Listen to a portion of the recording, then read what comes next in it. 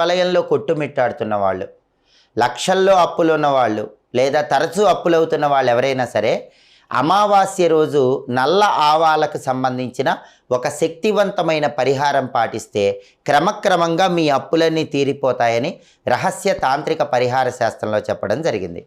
అమావాస్య రోజు మీరేం చేయాలంటే నల్ల ఆవాలు కొన్ని చేతిలో పట్టుకొని మీ ఇంటి పైభాగంలో మేడ పైకి వెళ్ళి ఆ నల్ల ఆవాలు చేతిలో పట్టుకొని అప్పులు తీరిపోవాలి అనుకుంటూ ఆ మేడ మొత్తం కూడా 3 సార్లు తిరగండి.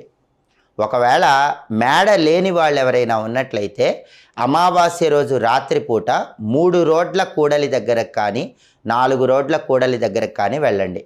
ఆ కూడలి దగ్గర 3 సార్లు చుట్టూ తిరగండి. అలా తిరిగిన తర్వాత చేతిలో ఉన్నటువంటి నల్ల ఆవాలు ఒక్కొక్క దిక్కుకు విసిరేయాలి. అలా విసిరేస్తే క్రమక్రమంగా మీ అప్పులన్నీ తీరిపోతాయని రహస్య తాంత్రిక